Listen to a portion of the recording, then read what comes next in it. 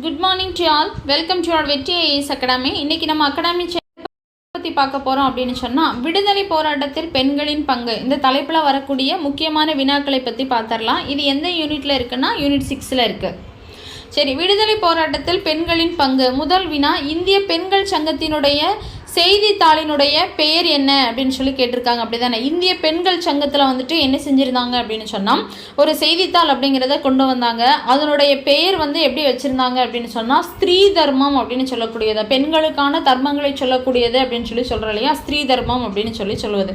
So option A அப்படிங்கிறது சரியானது. இரண்டாவது, மெட்ராஸ் மாகாணத்தில் உப்பு சத்தியாகிரகத்தில் ஈடுபட்டு சிறைக்கு சென்ற முதல் பெண்மணி யாருன்னா ருக்மணி லக்ஷ்மிபதி அப்படின்னு சொல்லக்கூடியவங்க தான். இவங்க டிசம்பர் 6ஆம் தேதி 1892 என்ன செஞ்சுருப்பாங்க, பிறந்திருப்பாங்க. இவங்க வேதாரண்ய உப்பு சத்தியாகிரகத்தில் மற்றபடி என்ன செஞ்சுருப்பாங்க, ஒவ்வொரு போராட்டங்கள்லையும் இவங்க கலந்துட்டு இருந்திருப்பாங்க. ருக்மணியின் கணவர் யாருன்னா டாக்டர் லக்ஷ்மிபதி அப்படின்னு சொல்கிறவர், ஒரு சிறந்த தேசியவாதி. அப்படிங்கிறதுனால தான் ருக்மணி லக்ஷ்மிபதி அப்படின்னு சொல்லி என்ன செய்கிறோம், நம்ம இவங்களை சொல்கிறோம். இவர் ஈடுபட்டு எதில் ஈடுபட்டிருப்பார் அப்படின்னு சொன்னால், வேதாரண்ய உப்பு சத்தியாகிரகத்தில் என்ன செஞ்சிருப்பார், ஈடுபட்டிருப்பார். ஈடுபட்டது மட்டும் இல்லாமல் இவர் என்ன செஞ்சிருப்பார், சிறைக்கும் சென்றிருப்பார். 1 வருட சிறை தண்டனை அப்படிங்கிறது இவருக்கு என்ன செஞ்சிச்சு, விதிக்கப்பட்டுச்சு. அது மட்டும் இல்லாமல் முதன்முறையாக நம்மளுடைய நாட்டிலேயே முதன்முறையாக கைது செய்யப்பட்ட, உப்பு சத்தியாகிரக போட்டில் கைது செய்யப்பட்ட முதல் பெண்மணி யார் தான், திரு ருக்மணி லட்சுமிபதி அம்மா அவர்கள் தான். ஆர்யா மகிழா சபாவை ஸ்தாபிப்பதில் அதிக உதவி செய்த திறமையான மராட்டிய பெண் யாரு அப்படின்னு சொல்லி பார்த்தீங்க, பண்டிட் ரமாபாய் அவர்கள் தான் என்ன செஞ்சுருப்பாங்க, இதை உருவாக்கியிருப்பாங்க. ரமாபாய் அப்படின்னு சொல்லும்போது இவங்க 1858 ஏப்ரல் மாதம் 23ஆம் தேதி என்ன செஞ்சுருப்பாங்க, இவங்க பிறந்திருப்பாங்க. அது மட்டும் இல்லாமல் இவங்க என்ன செஞ்சுருப்பாங்கன்னா, கணவர் மெதவி அப்படின்னு சொல்லுவாங்க. அவர் இறந்ததுக்கு பின்னாடி ரமாபாய் பூனா நகருக்கு என்ன செஞ்சுருப்பாங்க, போயிருப்பாங்க. போன டைமில் தான் அங்கே தான் என்ன செஞ்சுருப்பாங்க, இந்த ஆரிய மகிழா அப்படிங்கிற ஒரு சமாஜத்தை நிறுவியிருப்பாங்க. யாருக்காக அப்படின்னு சொன்னால், ஆரிய பெண்களுடைய சங்கம் தான் என்னது இது எதுக்காக அப்படின்னு சொல்லி பார்த்தோன்னா, பாலிய திருமணம் இருக்கு இல்லையா, அந்த திருமணத்திலேருந்து பெண்களை காப்பது, பெண்களுக்கு கல்வி அறிவு கற்பிப்பது அப்படிங்கிறதுக்காக தான் என்ன செஞ்சுருப்பாங்க, இந்த சங்கத்தை நிறுவியிருப்பாங்க. சரியா? சரி, இதற்கு அடுத்தது, தமிழ்நாட்டில் உப்பு சட்டங்களை மீறியதற்காக அபராதம் கட்டிய முதல் பெண்மணி ருக்மணி லட்சுமிபதி அம்மா அவர்கள் தான் என்ன செஞ்சுருப்பாங்க, அபராதம் கட்டியிருப்பாங்க. நான் கண்ட பாரதம் எனும் நூலை எழுதியவர் யார் அப்படின்னு கேட்குறாங்க. அப்படி தான், நான் கண்ட பாரதம் அப்படின்னு சொல்லும்போது நம்ம எல்லாருக்குமே தெரிஞ்சது தான், அம்புஜத்தம்மாள் அப்படின்னு சொல்லக்கூடியவங்க தான் என்ன செஞ்சுருப்பாங்க, நான் கண்ட பாரதம் அப்படிங்கிற நூலை எழுதியிருப்பாங்க. இவங்க ஜனவரி 8 1899 என்ன செஞ்சுருப்பாங்க, பிறந்திருப்பாங்க. அதே மாதிரி பல மொழிகளை கற்று தெரிஞ்சிருப்பாங்க. வீட்டில் இருந்து தான் தமிழ், ஆங்கிலம், ஹிந்தி, சமஸ்கிருதம் அப்படிங்கிறது எல்லாத்தையுமே என்ன செஞ்சுருப்பாங்க, கற்று தெரிந்தவர்களாக இருந்திருப்பாங்க. அம்புஜத்தம்மாள் என்ன செஞ்சுருப்பாங்கன்னா, 70வது ஆண்டு நினைவாக நான் கண்ட பாரதம் அப்படிங்கிற நூலை என்ன செஞ்சுருப்பாங்க, எழுதியிருப்பாங்க. இவங்களுக்கு தாமரை விருது அப்படின்னு சொல்லக்கூடிய விருதை என்ன செஞ்சுருக்கோம், இவங்களுக்கு கிடச்சிருக்கும். 5வது, தில்லையாடி வள்ளியம்மை பற்றி சரியான குற்றம் எழுதுக. தென்னாப்பிரிக்காவில் இனப்பாகுபாட்டிற்கு எதிராக தனது 16 வயதில் பங்கு எடுத்தவர் அப்படின்னு சொல்லியிருக்காங்க. இது என்னது, நம்மளுக்கு சரிதான். காந்தியோட ஆரம்ப காலத்தில் வேலை செய்தவர் சரி. இனப்பாகுபாட்டிற்கு எதிராக நடந்த போராட்டத்திலேயே இறந்து போனவர் அப்படின்னு சொல்லியிருக்காங்க. எல்லாமே என்னதான், நம்மளுக்கு சரியானதுதான். சரியா? ஒரு நிமிஷம். இவங்க எப்போ பிறந்திருப்பாங்க அப்படின்னா 1898 பிறந்திருப்பாங்க. தென்னாப்பிரிக்காவில் உள்ள ஜோன்ஸ்பார்க் அப்படின்னு சொல்லக்கூடிய இடத்துல. இவர் வள்ளியம்மை தென்னாப்பிரிக்காவில் பிறந்திருப்பாங்க. ஆனால் இவங்களுடைய தாயாருடைய ஊர் என்னென்னா தில்லையாடின்னு சொல்கிறது. அதனால தான் இவங்களை தில்லையாடி வள்ளியம்மை அப்படின்னு என்ன சொல்கிறோம். இவங்க என்ன போராட்டத்துக்காக இது பண்ணியிருப்பாங்க அப்படின்னு பார்த்தோன்னா, வால் கிரஸ்ட் அப்படின்னு சொல்லக்கூடிய அந்த பரப்பொருளை தான் என்ன செஞ்சுருப்பாங்க, இவங்க கைது செய்யப்பட்டிருப்பாங்க. சரியா? சரி, அடுத்தது, காஞ்சி மகிழா பரிஷத்தை காஞ்சிபுரத்தில் நிறுவியவர் யார் அப்படின்னு பார்த்தோம். திருமதி பார்வதி தேவி அப்படின்னு சொல்கிறவங்க. நம்மளுக்கு ப்ரீவியஸ் இயரில் கேட்ட ஒரு கொஸ்டின். அதுக்கு அடுத்தது பொறுத்துக, அம்மு சுவாமிநாதன், ருக்மணி லட்சுமிபதி, கிருஷ்ணம்மாள் ஜெகநாதன், அஞ்சலை அம்மாள் அப்படின்னு சொல்லக்கூடியவங்க அவங்க ஆரம்பித்த இயக்கங்களினுடைய பெயர்கள் தான்.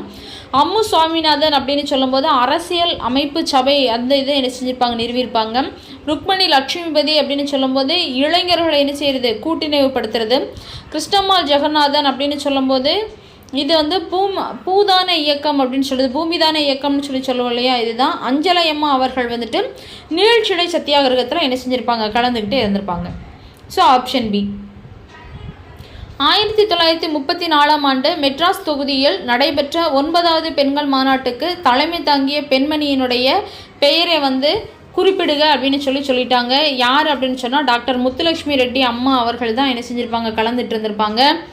இவங்க எப்போ பிறந்தாங்க அப்படின்னு சொன்னால் ஜூலை 30, 1886 என்ன செஞ்சுருப்பாங்க, இவங்க வந்து பிறந்திருப்பாங்க. புதுக்கோட்டையில் வந்து என்ன செஞ்சுருப்பாங்க, இவங்க வந்து பிறந்திருப்பாங்க. சரியா? சரி, இதற்கு அடுத்தது தமிழ்நாட்டின் முதல் மகளிர் சபை கூட்டம் எப்பொழுது நடந்துச்சு அப்படின்னு சொன்னால் ஜனவரி 12, 2014 அன்னைக்கு தான் என்ன செஞ்சு முதலாக என்ன செஞ்சு இது வந்து நடந்துச்சு. இதற்கு அடுத்தது இந்திய தேசிய இராணுவத்தில் ஜான்சி ராணி படைப்பிரிவினுடைய தலைமை தாங்கியவர் யாருன்னா டாக்டர் லக்ஷ்மி சேகல் அப்படின்னு சொல்கிறவங்க தான் என்ன செஞ்சுருப்பாங்க, இதுக்கு வந்துட்டு தலைமை தாங்கியிருப்பாங்க. INA அப்படின்னு சொல்லக்கூடியது. இதற்கு அடுத்தது ஒரு நிமிஷம், இவங்க என்ன பண்ணியிருப்பாங்க அப்படின்னு சொன்னால் இந்திய தேசிய இராணுவத்தில் வந்துட்டு ஜான்சி ராணி அப்படிங்கிற படைப்பிரிவில் தலைவராக இருந்திருப்பார். நேதாஜி சுபாஷ் சந்திரபோஸ் இருக்கார் இல்லையா, அவரால் தொடங்கப்பட்ட அந்த பிரிவினுடைய ஒரு முக்கிய தலைவராக இருந்திருப்பார். பெண்களை கொண்ட இராணுவ படைப்பிரிவுக்கு பெயர் தான் என்னது, ஜான்சி ராணி அப்படின்னு சொல்லக்கூடியது. சரியா? இவர் வந்து ஆசாத் ஹிந்த் அரசினுடைய ஒரே பெண் அமைச்சராகவும் என்ன செஞ்சிருப்பார், இருந்திருப்பார். இவர் வகித்த படைப்பிரிவினுடைய பெயர் இதுதான். இவங்க வந்து அக்டோபர் 24, 1914 என்ன செஞ்சுருப்பாங்க, பிறந்திருப்பாங்க. இந்திய அரசினுடைய உயர்வான பத்மபூஷன் அப்படிங்கிற விருதையும் பெற்றிருப்பாங்க. அடுத்தது தேவதாசி முறையை பற்றிய கூற்றினை எழுதுக. இந்த நடைமுறையை ஒழிக்க டாக்டர் முத்துலட்சுமி தன்னை அர்ப்பணித்து கொண்டார். அவர் இந்தியாவின் முதல் பெண் மருத்துவர். 1945 இந்த மசோதாவை முன்மொழிந்தார் அப்படின்னு சொல்லியிருக்காங்க. அப்படி தானே? இந்த மசோதா அப்படின்னு சொல்லக்கூடியது இது நம்மளுக்கு என்ன செஞ்சுருக்கோம், சட்டமாக வந்தது தான் என்னது, 47 வந்து சட்டமாக வந்திருக்கும். 1947 முன்மொழிந்தது அப்படின்னு சொல்லும்போது ஒழிப்பு மசோதானா 1930 தான் என்னது, மசோதா அப்படின்னு சொல்லக்கூடியது. ஸோ 1, 2 சரி.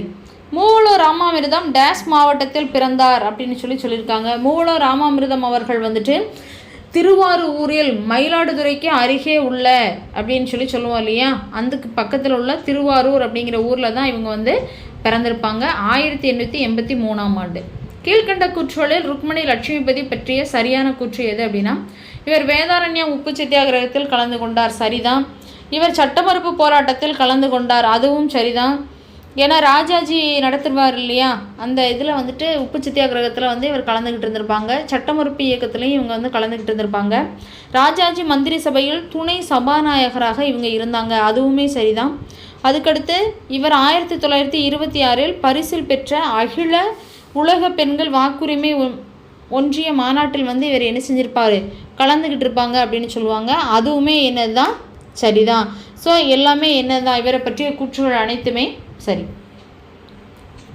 எந்த விடுதலை போராட்ட பெண்மணி மெட்ராஸ் உப்பு சத்தியாகிரகத்தில் கலந்து கொண்டார் அப்படின்னு கேட்டிருக்காங்க. நம்மளுக்கு பார்த்த உடனே என்ன செய்யும் அப்படின்னு சொன்ன உடனே ஃபஸ்ட்டு உப்பு சத்தியாகிரகத்தை பற்றி சொன்ன உடனே லட்சுமிபதி அம்மா, அதாவது ருக்மணி லட்சுமிபதி அம்மா அவர்களை தான் தேடுவோம். ஆனால் ஷெல்வி துர்காபாய் தேஷ்முக் அப்படின்னு சொல்கிறோம் இல்லையா, இவங்க தான் என்ன செஞ்சுருப்பாங்க, இதில் வந்து கலந்துக்கிட்டு இருந்திருப்பாங்க. இதுக்கு வந்துட்டு நம்மளுக்கு ஒரு ப்ரீவியஸ் இயர் கொஸ்டின் அப்படின்னு சொல்லி எதுன்னு செய்யலாம், நம்ம சொல்லலாம். இவங்க 1909 என்ன செஞ்சுருப்பாங்கன்னா பிறந்திருப்பாங்க, அதாவது ராஜமுந்திரி அப்படிங்கிற இடத்துல. இவங்க என்ன கேட்டாங்கன்னா போராட்ட பெண்மணி மெட்ராஸ் உப்பு சத்தியாகிரகத்தில் அப்படின்னு சொல்லிட்டாங்க. ஏன்னா மதராஸ் மாகாணம் அப்படின்னு சொல்லுவோம் இல்லையா, அப்போது இருந்திருக்கும், தற்போதைய ஆந்திரா அப்படின்னு சொல்லக்கூடியது, அந்த இடத்துல தான் என்ன செஞ்சுருப்பாங்க, இவங்க வந்து பிறந்திருப்பாங்க. சரியா? அதுக்கு அடுத்தது கூற்று காரணம், நீதி கட்சியின் கீழ் இருந்த சட்டமன்றம் தான் முதலாக தேர்தல் அரசியலில் பெண்கள் பங்கேற்பதை 1921 வந்துட்டு அங்கீகரித்தது. ஆமாம், சரிதான். 1921 20 தான் என்ன செஞ்சுருக்கும், முதல் பொது தேர்தல் அப்படிங்கிறது நடந்திருக்கும். 21 வந்துட்டு இவங்களை அங்கீகரிச்சிருப்பாங்க. 1926 முத்துலட்சுமி அம்மையார் இந்தியாவின் முதல் பெண் சட்டமன்ற உறுப்பினர் ஆவதற்கு இந்த தீர்மானம் பெண்களுக்கான இடத்தை ஏற்படுத்தியது ஒரு முக்கிய காரணமாகும் அப்படின்னு சொல்லியிருக்காங்க. ஆமாம், இது வந்து ஒரு முக்கிய காரணம் தான் அப்படின்னு சொல்லக்கூடியது. ஏன்னா இந்தியாவின் முதல் சட்டமன்ற பெண் உறுப்பினர் யார் அப்படின்னு சொன்னால் முத்துலட்சுமி அம்மா அவர்கள் தான். இரண்டுமே சரியானது. 18 பொறுத்துக. 1917 அப்படின்னு சொல்லும்போது இந்திய பெண்கள் சங்கம் உருவாயிருக்கும். 1927 அகில இந்திய பெண்கள் மாநாடு நடந்திருக்கும். 1923 முதல் மே தின விழா அப்படிங்கிறது நடந்திருக்கும். 1930 பெண்கள் அர்ப்பணிக்கப்படுவதை படுக்கக்கூடிய தேவதாசி ஒழிப்பு முறை மசோதா அப்படிங்கிறது இருக்கும். ஸோ அந்த இயர்ஸ் என்ன செஞ்சுக்கணும், ஞாபகம் வச்சுக்கணும். அடுத்தது 19 தென்னிந்தியாவில் தன்னாட்சி இயக்கம் யாரால் தொடங்கப்பட்டதுன்னா அன்னி பெசன்ட் அவர்களால் தான் தொடங்கப்பட்டிருக்கோம். திலகர் அவரும் என்ன செஞ்சிருப்பார், தொடங்கியிருப்பார். அன்னி பெசன்ட் அம்மையார் அவர்கள் 1916 தொடங்கியிருப்பாங்க. எந்த விடுதலை போராட்ட பெண்மணி மெட்ராஸ் உப்பு சத்தியாகிரகத்தில் கலந்து கொண்டார்னா செல்வி துர்காபாய் அவங்க தான். தமிழகத்தில் 1927 நீல் உருவச்சிலை சத்தியாகிரக போராட்டத்தில் கலந்து கொண்ட பெண்மணி யார் அப்படின்னு சொன்னால் பத்மாசினி அம்மா அவர்கள் தான் என்ன செஞ்சுருப்பாங்க, இந்த போராட்டத்தில் வந்து கலந்துக்கிட்டு இருந்திருப்பாங்க. நீல் அப்படின்னு சொல்லக்கூடியவருடைய சிலை என்ன செஞ்சுருக்கோம், அந்த சென்னையில் வந்து இருந்திருக்கும். அதை என்ன செய்யணும், அகற்றணும் அப்படின்னு சொல்லி என்ன சொல்லுவாங்க. இவர் அலகாபாத்தின் கசாப்பு கடைக்காரன் அப்படின்னு சொல்லப்படுவர் தான் நீல். அதற்கு அடுத்தது அதிநவீன வசதிகளுடன் கூடிய ரயிலில் அடிமைகளையாக இருப்பதை விட சுதந்திரத்துடன் கூடிய மாட்டு வண்டியை சிறந்தது அப்படின்னு சொன்னவர் யாருன்னா, இது யாருடைய கூற்றுனா அன்னி பெசன்ட் அம்மையார் அவர்களுடைய கூற்று. 1917 இந்திய தேசிய காங்கிரசின் தலைவராக அன்னி பெசன்ட் தேர்ந்தெடுக்கப்பட்டார். அவர் டேஸ் கூட்டத்திற்கு தலைமை தாங்கினார். 1916 என்ன செஞ்சுருப்பாங்க, தன்னாட்சி இயக்கம் அப்படிங்கிறத நடத்தியிருப்பாங்க. அதனுடைய காரணமாக 1917 என்ன செஞ்சுருப்பாங்க, இந்திய ஐஎன்சியினுடைய தலைவராக தேர்ந்தெடுக்கப்பட்டிருப்பாங்க. எந்த இடத்துலனா கொல்கத்தா. 1934 மெட்ராஸ் தொகுதியில் நடைபெற்ற 9வது பெண்கள் மாநாட்டுக்கு தலைமை தாங்கிய பெண்மணியின் பெயர் என்னதுன்னா மார்க்ரெட் ஹசின் அப்படின்னு சொல்லுவோம் இல்லையா, இதுதான் அவங்களுடைய பெயர். 1934 என்ன செஞ்சுருக்கோம், இது வந்து நடந்திருக்கும். சரியா. இதற்கு அடுத்தது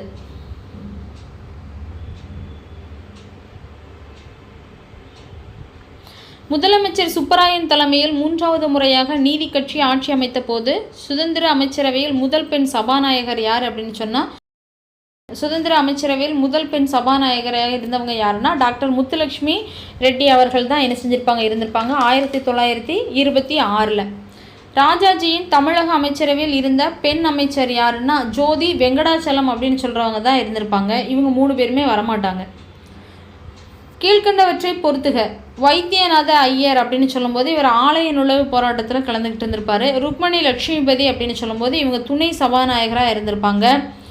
பிரகாசம் அப்படின்னு சொல்லும்போது இவர் ஆந்திர கேசரின்னு சொல்லுவோம். வரதராஜலு நாயுடு அப்படின்னு சொல்லும்போது இவர் மதுரை ஹார்லி தொழிற்சங்க வேலை நிறுத்தத்தில் வந்து பங்கேற்றிருப்பாங்க. அதே மாதிரி தொழிற்சங்க தலைவராகவும் இவர் என்ன செஞ்சிருப்பார், இருந்திருப்பார்.